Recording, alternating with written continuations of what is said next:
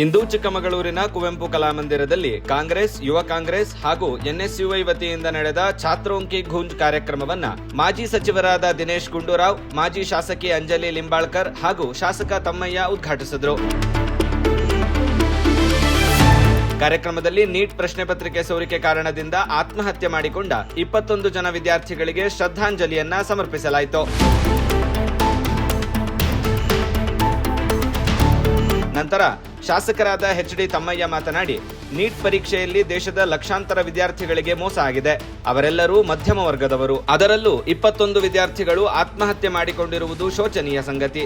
ಇದರ ಹೊಣೆಯನ್ನ ಕೇಂದ್ರ ಸರ್ಕಾರ ತೆಗೆದುಕೊಂಡು ಶಿಕ್ಷಣ ಮಂತ್ರಿಗಳಾದ ಧರ್ಮೇಂದ್ರ ಪ್ರಧಾನ್ ರಾಜೀನಾಮೆ ನೀಡಬೇಕೆಂದು ಆಗ್ರಹಿಸಿದರು. ಇಲ್ಲಿರೋರೆಲ್ಲರೂ ತಮ್ಮ ಮುಂದಿನ ಭವಿಷ್ಯವನ್ನ ರೂಪಿಸಿಕೊಳ್ಳಲಿಕ್ಕೆ ಬಹಳ ಚಿಕ್ಕ ವಯಸ್ಸಿನಿಂದ ವಿವಿಧ ಕನಸನ್ನ ಹೊತ್ತು ನೀವು ನಿಮ್ಮ ಭವಿಷ್ಯಕ್ಕಾಗಿ ಹೋರಾಟ ಮಾಡ್ತಾ ಇದ್ದೀರಿ. ನಿಮ್ಮ ಭವಿಷ್ಯವನ್ನ ಉತ್ತಮವಾಗಿ ರೂಪಿಸಬೇಕು ಅಂತ ಹೇಳಿ ನಿಮ್ಮ ಕುಟುಂಬದವರು ಶ್ರಮ ಹಾಕ್ತಿದ್ದಾರೆ. ನಿಮ್ಮ ಭವಿಷ್ಯವನ್ನ ಉತ್ತಮವಾಗಿ ರೂಪಿಸಬೇಕು ಅಂತ ಹೇಳಿ ನಿಮ್ಮ ಕಾಲೇಜು ಶಾಲೆಯ ಉಪನ್ಯಾಸಕರು ಮಾಡ್ತಾ ಇದ್ದಾರೆ.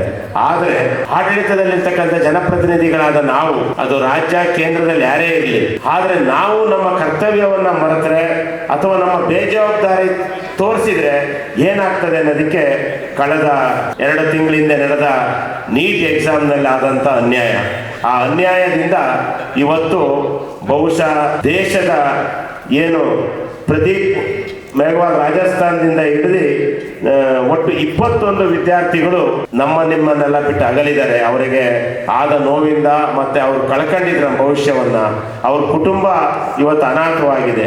ಹಾಗಾಗಿ ನಾನು ನಿಜವಾಗಲೂ ಕೇಂದ್ರ ಸರ್ಕಾರದ ಶಿಕ್ಷಣ ಮಂತ್ರಿಗೆ ನೈತಿಕತೆ ಇದ್ದಿದ್ರೆ ಈ 21 ಮಕ್ಕಳ ಭವಿಷ್ಯ ಹಾಳಾಗಿದ್ದಕ್ಕೆ ಅವರು ಮಾದರಿಯಾಗಿ ನೈತಿಕ ಹೊಣೆ ಮತ್ತು ರಾಜೀನಾಮೆ ಕೊಡಬೇಕಾಗಿತ್ತು. ನೋಡಿ, ಈ ದೇಶದಲ್ಲಿ ಮಾದರಿ ಯಾರು ಅಂತ ಹೇಳಿದ್ರೆ, ಸ್ವಾತಂತ್ರ್ಯ ಹೋರಾಟ ಮಾಡಿ ಸ್ವಾತಂತ್ರ್ಯ ನಂತರ ನಮ್ಮ ದೇಶದ ನೆಹರೂರವರ ನಂತರ ಪ್ರಧಾನಮಂತ್ರಿ ಆದ ಲಾಲ್ ಬಹದ್ದೂರ್ ಶಾಸ್ತ್ರಿ ಅವರು ರೈಲ್ವೆ ಆಕ್ಸಿಡೆಂಟ್ ಆಗಿ ಅಲ್ಲಿ 12 ಜನ ಸತ್ತೋದ ತಕ್ಷಣ ಯಾರು ಏನೇ ಹೇಳಿ ಅವರು ಕೂಡಲೇ ನೈತಿಕ ಹೊಣೆ ಹೊತ್ತು ಅವರ ರೈಲ್ವೆ ಮಂತ್ರಿಗೆ ರಾಜೀನಾಮೆ ಕೊಡ್ತಾರೆ. ಅದೇ ರೀತಿ ಈ ರಾಜ್ಯದಲ್ಲಿ ಮುಖ್ಯಮಂತ್ರಿ ಆಗಿದ್ದಂತ ಸನ್ಮಾನ್ಯ ರಾಮಕೃಷ್ಣ ಹೆಗಡೆ ಅವರ ಮೇಲೆ ಒಂದು ಆರೋಪ ಬರ್ತದೆ, ಫೋನ್ ಕದ್ದಾಲಿಕೆ ಅಂತ. ಅದು ತನಿಖೆ ಆಗೋವರೆಗೂ ನಾನು ಮುಖ್ಯಮಂತ್ರಿ ಕುರ್ಚಿಲಿ ಕೂರಲ್ಲ ಅಂತ ರಾಜೀನಾಮೆ ಕೊಡ್ತಾರೆ. ಅವರುಗಳು ನಮಗೆಲ್ಲರೂ ಮಾದರಿ ಆಗಬೇಕು. ಅದನ್ನು ಬಿಟ್ಟು ಇಷ್ಟೊಂದು ಜನ ವಿದ್ಯಾರ್ಥಿಗಳು ಇಡೀ ದೇಶದಾದ್ಯಂತ ಹೋಗಿ ದೆಹಲಿನಲ್ಲಿ ಸಂಸತ್ ಭವನ ಮುಂದೆ ಹೋರಾಟ ಮಾಡ್ತಾ ಇದ್ರೆ, ಅವರ ಹೋರಾಟವನ್ನ ಅವ್ರನ್ನ ಆಲೋಕ್ಯನೂ ಕೇಳಿಸ್ದಲೇ ಇರ್ತಕ್ಕಂಥ ಈ ಸರ್ಕಾರದ ವಿರುದ್ಧ ಇವತ್ತು ಇಡೀ ದೇಶದಾದ್ಯಂತ ಹೋರಾಟ ಮಾಡ್ತಿದೆ. ನಾವು ಚಿಕ್ಕಮಗಳೂರಿನಲ್ಲಿ ಅವರಿಗೆ, ನಮ್ಮ ಕ್ಷೇತ್ರದ ನೀವೆಲ್ಲರೂ ನೈತಿಕ ಬೆಂಬಲವನ್ನ ಯಾರಿಗೆ ಅಂದ್ರೆ ಆ 21 ವಿದ್ಯಾರ್ಥಿಗಳು ಏನು ತಮ್ಮ ಜೀವನವನ್ನ ಕಳ್ಕೊಂಡು ಪ್ರಾಣವನ್ನ ಕಳ್ಕೊಂಡಿದ್ದಾರೆ ಅವರ ಕುಟುಂಬಕ್ಕೆ ಧೈರ್ಯ ತುಂಬುವಂತ ಕೆಲಸವನ್ನ ಮಾಡೋಣ ಅಂತ ಹೇಳ್ತಾ ಮಾಜಿ ಸಚಿವ ದಿನೇಶ್ ಗುಂಡೂರಾವ್ ಮಾತನಾಡಿ, ಇಂದಿನ ವಿದ್ಯಾರ್ಥಿಗಳೇ ನಾಳೆಯ ಪ್ರಜೆಗಳು. ಹಾಗಾಗಿ ಚುನಾಯಿತ ಸರ್ಕಾರಗಳನ್ನ ಪ್ರಶ್ನಿಸಬೇಕಾದುದು ನಮ್ಮೆಲ್ಲರ ಕರ್ತವ್ಯ. ನಿಮ್ಮ ಧ್ವನಿ ಗಟ್ಟಿ ಮಾಡಲು ಕಾಂಗ್ರೆಸ್ ಸರ್ಕಾರ ಹಾಗೂ ಪಕ್ಷ ಸದಾ ನಿಮ್ಮೊಟ್ಟಿಗಿದೆ ಎಂದು ಭರವಸೆ ನೀಡಿದರು. ಮತ್ತು ದೆಹಲಿಯಲ್ಲಿ ನಿನ್ನೆ ನಡೆದ ಘಟನೆ ಖಂಡನೀಯ ಎಂದರು. ಇವತ್ತು ಚಿಕ್ಕಮಗಳೂರಿನಲ್ಲಿ ವಿದ್ಯಾರ್ಥಿಗಳ ಪ್ರತಿಧ್ವನಿಯನ್ನ ಛಾತ್ರೋಂಕ ಗೂಂಜ್ ಈ ಕಾರ್ಯಕ್ರಮವನ್ನ ಇವತ್ತು ದೇಶಾದ್ಯಂತ ನಾವು ಕಾಂಗ್ರೆಸ್ ಪಕ್ಷ ಮಾಡ್ತಾ ಇದೆ. ರಾಹುಲ್ ಗಾಂಧಿ ಅವರ ನೇತೃತ್ವದಲ್ಲಿ ಇದು ಈಗಾಗಲೇ ಅವರು ಕೋಟಾದಲ್ಲಿ ಶುರು ಮಾಡಿದ್ರು 1 ತಿಂಗಳ ಹಿಂದೆ. ಅವರು ಕೂಡ ಬೇರೆ ದೇಶದ ಬೇರೆ ಭಾಗಗಳಿಗೆ ಹೋಗ್ತಾ ಇದ್ದಾರೆ ಮತ್ತು ಕರ್ನಾಟಕಕ್ಕೂ ಕೂಡ ಬರ್ತಾರೆ. ಇವತ್ತು ಮುಖ್ಯವಾಗಿ ಪಾರದರ್ಶಕ ವ್ಯವಸ್ಥೆ ನಮ್ಮ ವಿದ್ಯಾರ್ಥಿಗಳ ಭವಿಷ್ಯಕ್ಕೋಸ್ಕರ ಸಿಗಬೇಕು ಅಂತಲೇ ನಮ್ಮ ಆಗ್ರಹ. ಇವತ್ತು ಕೇಂದ್ರ ಸರ್ಕಾರ ಸಂಪೂರ್ಣವಾಗಿ ವಿದ್ಯಾರ್ಥಿಗಳನ್ನು ಕಡೆಗಣಿಸಿದ್ದಾರೆ. ಅವರ ಭವಿಷ್ಯದ ಬಗ್ಗೆ ಇವತ್ತು ಚೆಲ್ಲಾಟ ಆಡಿದ್ದಾರೆ. ಮತ್ತು ಇಷ್ಟೆಲ್ಲ ಮೋಸ ಅನ್ಯಾಯ ಆದಾಗ ವಿದ್ಯಾರ್ಥಿಗಳು ಸ್ವಯಂ ಪ್ರೇರಣೆಯಿಂದ ಬೀದಿಗೆ ಬಂದು ಜಂತರ್ ಮಂತರಲ್ಲಿ 20 ದಿವಸಗಳಿಂದ ಹೆಚ್ಚು ಕಾಲ ಅಲ್ಲಿ ಪ್ರೊಟೆಸ್ಟ್ ಮಾಡ್ತಾಯಿದ್ರು ಕೂಡ ಅವರು ಕಿವಿ ಕೊಡ್ದೇನೆ, ಅಲ್ಲಿ ಸಮಾಲೋಚನೆ ಮಾಡ್ದೇನೆ, ನಮ್ಮನ್ನು ಯಾರು ನೀವು ಯಾರು ನಿಮ್ಮ ಬಗ್ಗೆ ನಾವು ಕೇರೆ ಮಾಡೋದಿಲ್ಲ ಅಂತ ಒಂದು ಕೆಟ್ಟ ಭಾವನೆಯಲ್ಲಿ ಅವರು ಏನು ವರ್ತಿಸ್ತಾ ಇದ್ದಾರೆ, ಇದು ಖಂಡಿಸ್ತಾ ಇದ್ದೀವಿ. ಮತ್ತು ಈ ನೀಟ್ ಎಕ್ಸಾಮಲ್ಲಿ ಆದಂಥ ಮೋಸ, ದ್ರೋಹ ಮತ್ತು ಅನ್ಯಾಯದಿಂದ 21 ವಿದ್ಯಾರ್ಥಿಗಳು ಆತ್ಮಹತ್ಯೆ ಮಾಡಿಕೊಂಡ್ರು. ಆ ಹೊಣೆಗಾರಿಕೆ ಯಾರ್ದು? ಇವತ್ತು ಧರ್ಮೇಂದ್ರ ಪ್ರಧಾನ್ ಅವರು ಕನಿಷ್ಠ ಪಕ್ಷ ಈ ಎಲ್ಲ ವೈಫಲ್ಯಗಳಿಗೆ ಹೊಣೆಯನ್ನು ಹೊತ್ತು ರಾಜೀನಾಮೆ ಅವರೇ ಕೊಡಬೇಕಾಗಿತ್ತು.